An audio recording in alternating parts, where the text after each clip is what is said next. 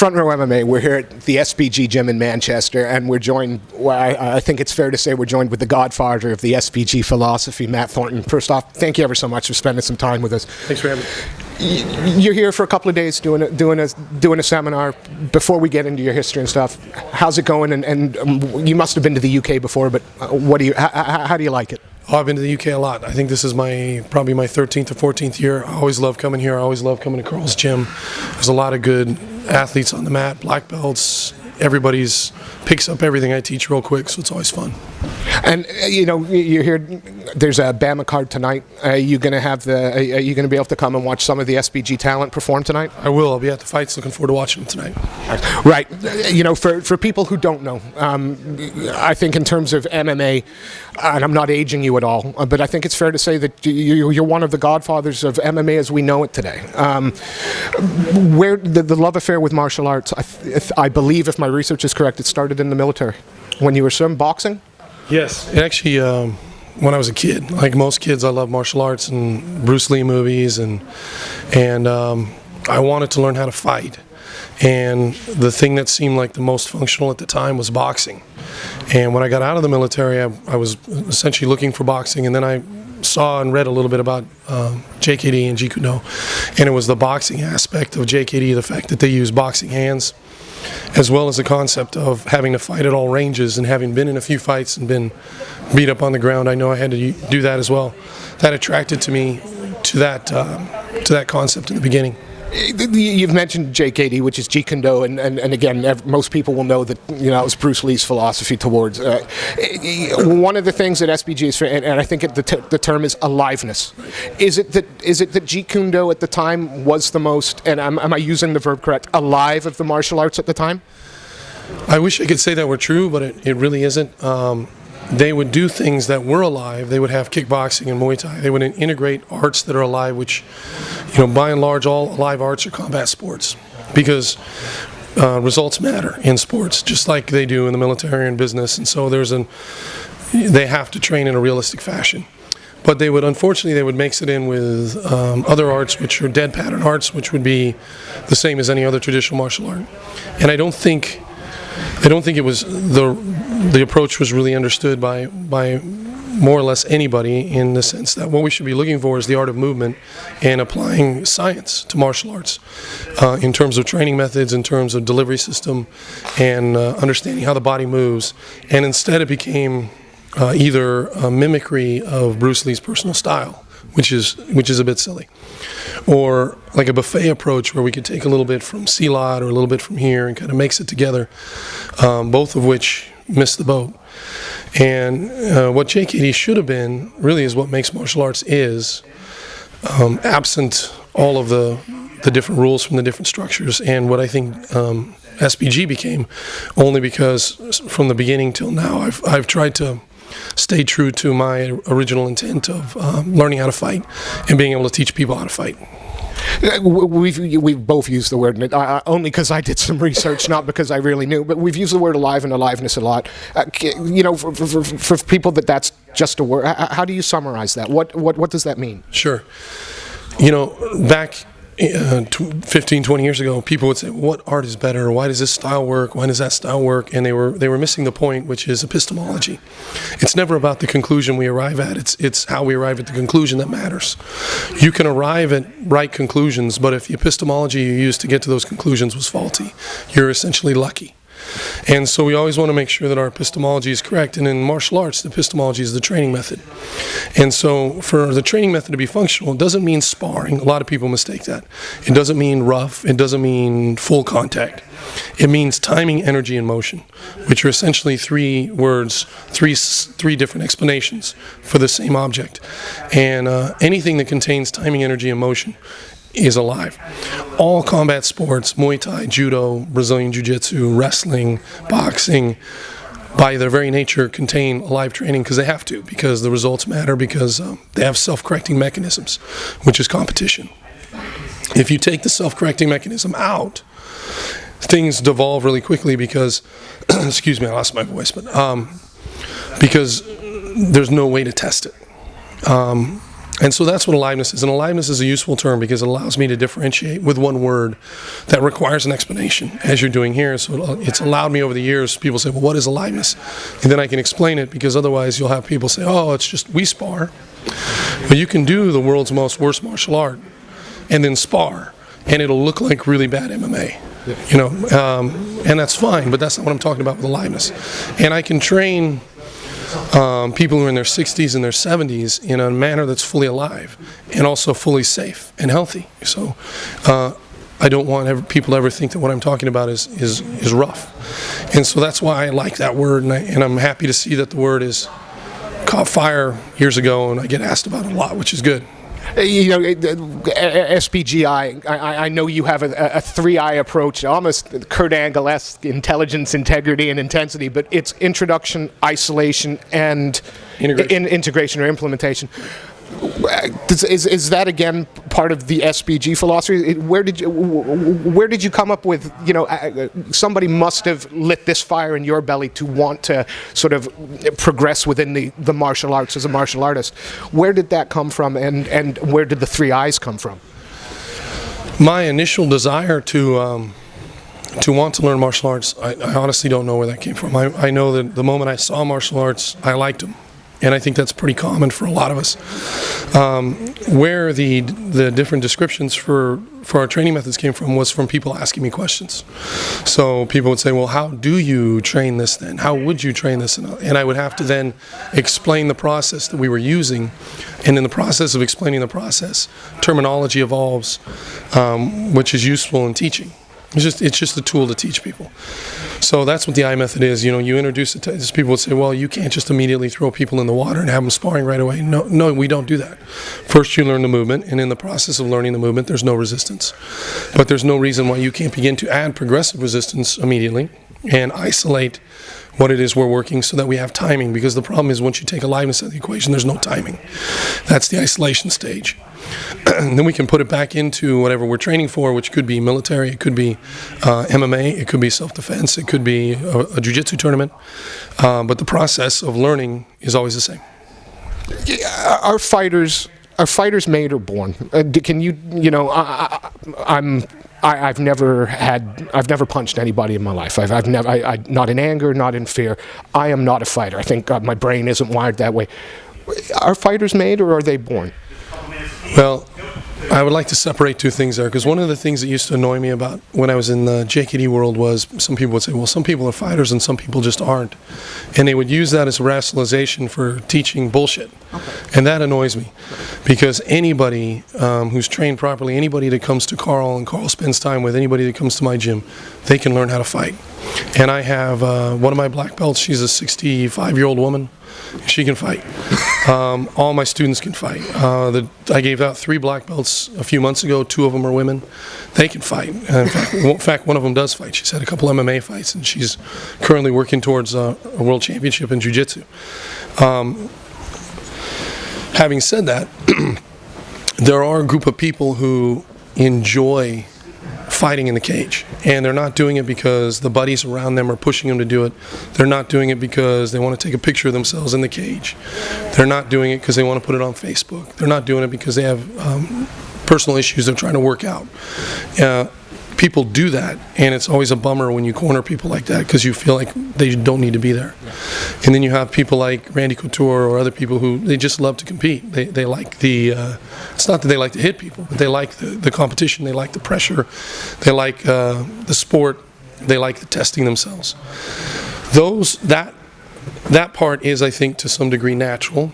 But that doesn't mean that people who don't have that, who don't have a desire to be a competitive athlete, can't be able to fight. Anybody can learn how to fight, especially defend themselves outside. But whether or not you want to become a competitive athlete is more of a personal matter. You mentioned Randy Couture. I know he came back and trained with you way back in the day, sort of mid-90s, I believe. And so you must have been a coach to him.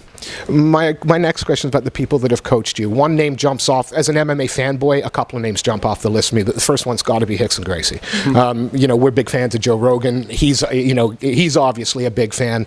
You received your blue belt Yeah. under that family's legacy, and he himself as a coach. Did you take anything from his practice that you put into as a coach or a practitioner? Oh, for sure. I mean, first thing I'd like to say is I didn't coach Randy. We mutually trained together. No, it's okay. But I mean, I was more of a sparring partner. I did show him some jiu-jitsu, and he showed me a lot of wrestling. But he came to me already amazing, world class wrestler. Rickson, yes, Rickson gave me my blue belt. I met him, I think, in 91, 92. And yeah, he's had a huge impact on how I think about jiu-jitsu, because the way he spoke about jiu-jitsu, the way he taught jiu-jitsu is kind of what I've modeled ever since. My other coach, Chris Howder, gave me my purple, brown, and black, and he's had obviously the biggest influence on me. But from the very beginning, wanting to learn the art the way Rickson teaches it, in where it's related to fundamentals that transcend environment, transcend body style, transcend gender. Everybody needs to learn these things, and Rickson tends to focus on those things, and also the aliveness concept. To be honest with you, he would talk about, in the beginning, he would say, jiu-jitsu is about timing, and sometimes I'll roll for. He would be explaining to people how he gets better, because you'd be wondering how he could get better, when at the time he was so much better than anybody else. I mean, there really was only maybe less than, you could count the American black belts on one hand. So, who are you training with? And he would explain that he would roll and only work for one thing. So he's isolating just one movement, but he's doing it with timing. He's doing it in what I would call an alive manner. So a lot of how I view aliveness, and that was before I actually even started using the word, came more from Rickson than it did from JKD. You obviously have taken, your past experiences and formed a philosophy for yourself. And as I was saying to you off camera, we've been fortunate enough to chat with Carl and John, certainly on this side of the pond, two of the more well-known names from SBG in the MMA world. And it's the thing about it is, if I change the accent, the message and the theory is the same. If you could sum up the SBG philosophy succinctly, what is that philosophy, and how did you find these people from all over the world? Did they come to you? How did that work? They found me, and we kind of ran into each other. But it is true, and there is definitely an SBG philosophy and an SBG mindset. And basically, what it is applying science to fighting. I'm interested in, the only things that really interest me personally are the core mechanics that make all fighting work. On the ground, there are a few basic mechanics, physical principles.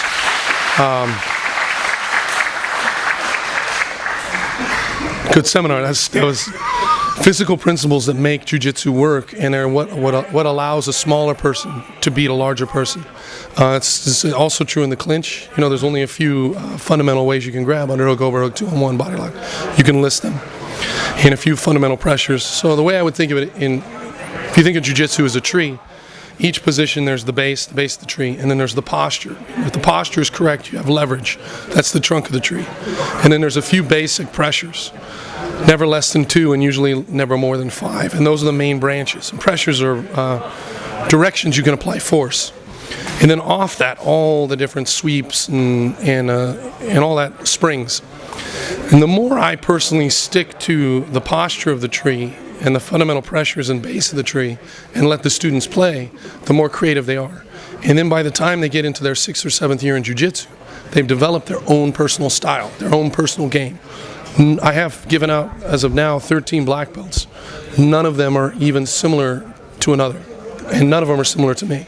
But they all have rock solid fundamentals. Kavanaugh, obviously John, Carl, rock solid fundamentals, but completely different games, like they all do, and all of their students do. And that's because people have this misunderstanding that, I think just because of the word fundamental, they think that we're sticking to a strict style. And in reality, what we're showing people is the science behind the martial arts, and letting people then take that science and develop their own style, which ironically is what JKD was supposed to be, but what SBG actually is.